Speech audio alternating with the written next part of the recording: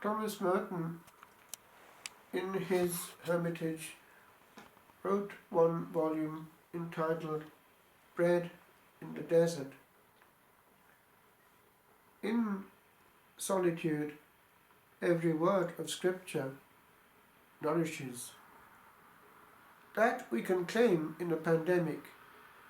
In Ireland right now, the bread of life, the body of the Lord, is difficult of access, but the other we have, and grace is not lacking. It will adapt itself to the situation. And so God will find us there in solitude if we take the Scriptures and take that bread which is easily available if we make the sacred space. But the bread of life is the fullness. And by the way, any Christianity which is not Eucharistic cannot but be lacking, no matter how brilliant the preaching.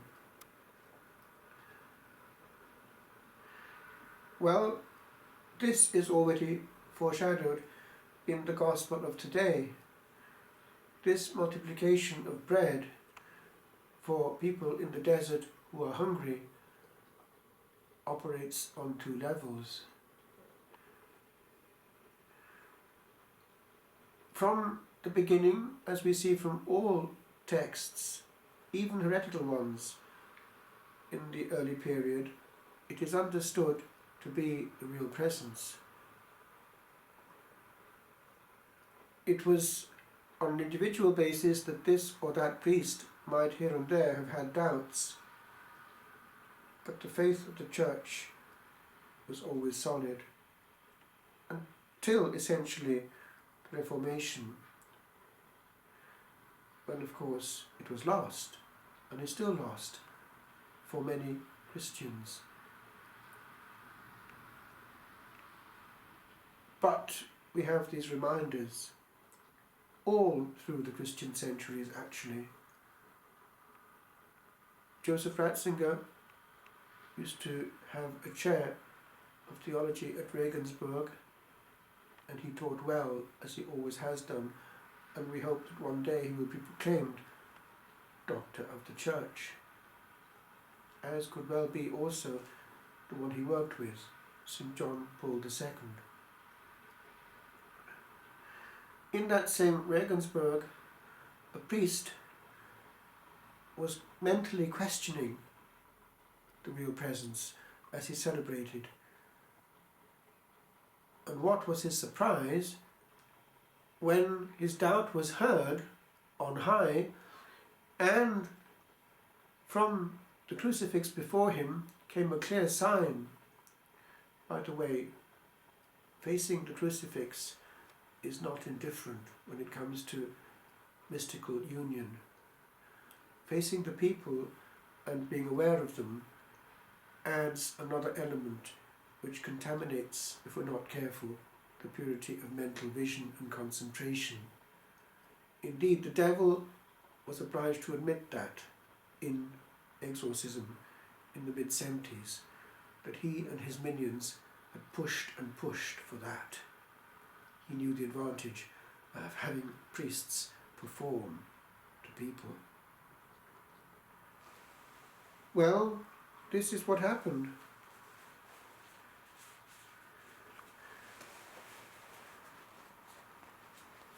The priest was dumbfounded when, out of the blue, one arm of the crucifix detached itself and took the chalice.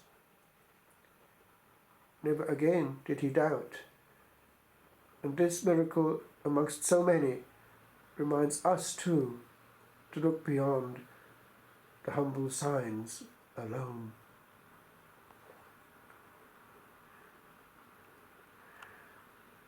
The Eucharist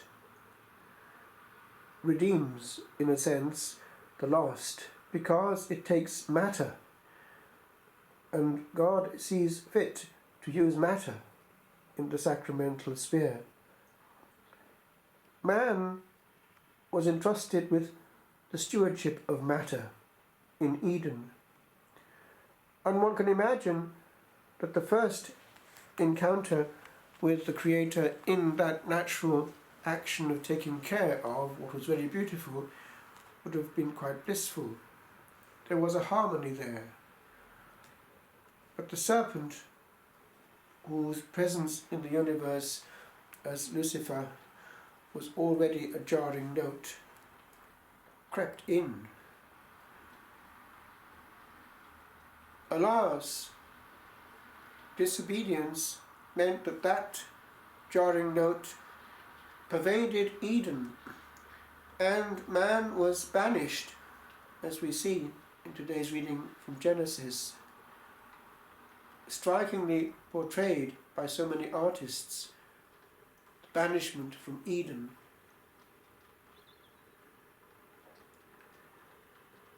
What happened then? Labour, work, became no longer a joy, but became a penance. That penance has ever been there. St. John Paul II has an encyclical entitled Laborem exercens, man exercising labour, and goes through various modes of labour, indicating how some are monotonous, repetitive, others are physically penitential, others are actually not necessarily penitential and can be in some way participating in the joy of the Creator on the mental sphere. If people are good mentally, they can enjoy their work. But nothing is excluded from the project, because the bottom line is that man is given stewardship of a corner of creation. And one does it well. It cannot be escaped. It gives dignity to man. And doing heavy work is far better than doing no work and living on others. It gives dignity to man, and he needs that role. It is frustrating for man not to be given work. In the monastic life, the model is there. Even actually in the daily liturgy of the Church, it's there. For the old office of Prime has been absorbed into the office of Lord's, morning prayer, and that litany of prayer and intercessions at the end is an invitation to consecrate the day and the work of the day.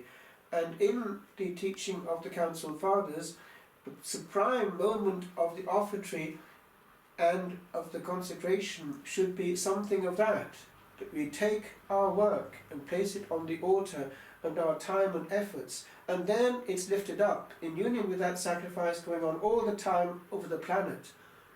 And therefore it is also salvific and redemptive, but we need to think of it and do it as those honouring the Creator, accepting the penance and offering it, making it meritorious, doing it in union with Him.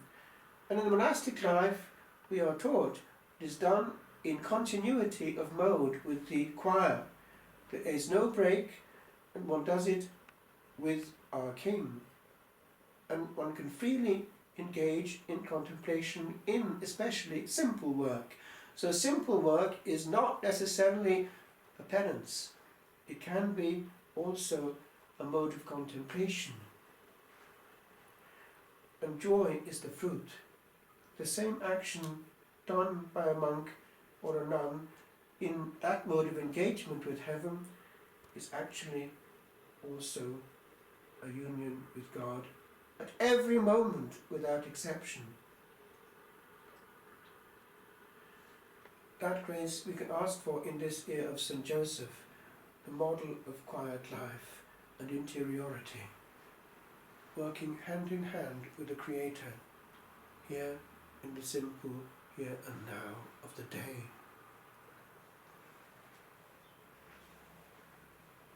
Abbiamo nei miracoli della storia cristiana, questi momenti di insegnamento divino, perché il pane della vita non è pane, ma presenza.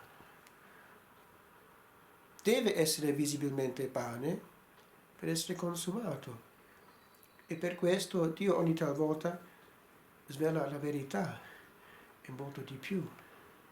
È Gesù. Abbiamo visto questo miracolo del crocifisso che ha distaccato una mano per tenere il calice del sacerdote a Regensburg che dubitava. E tanti sono questi miracoli. L'Eucaristia rovescia la perdita dell'Eden, perché Dio ha degnato di prendere la materia.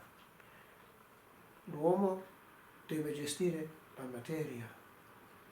La differenza è che dopo la caduta dell'uomo, questo lavoro tranquillo in unione con il Creatore è diventato una penitenza. Lavoriamo contro gli elementi. San Giovanni Paolo II ha tutto un documento, un'enciclica su lavoro, in cui indica che alcuni tipi di lavoro sono penitenziali, ripetitivi, alcuni sono più eccitanti, tipo lavoro intellettuale, che sono anche uno stimolo. Però insiste che ogni lavoro deve essere fatto in spirito di unione con il Creatore, il cui stiamo servendo in questo ministero. Sarebbe una cosa da recuperare. Nella vita monastica l'invito è quello di non fare qualsiasi rottura tra coro e lavoro. Ora et labora è tutt'uno in cui si fa, come padre del deserto, in tranquillità, in interiorità, azioni anche semplici e ripetitive, in cui la mente vola.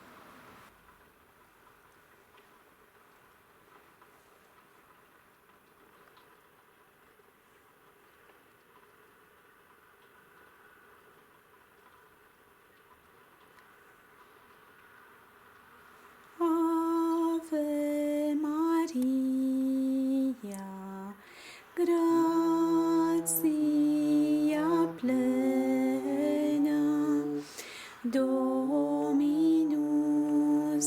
tecum, benedicta tu. Ave Maria, gratia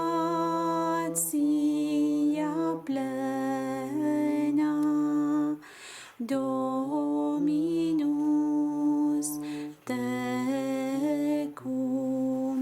benedicta tu. Ave Maria, gratia plena, Dominus tecum, benedicta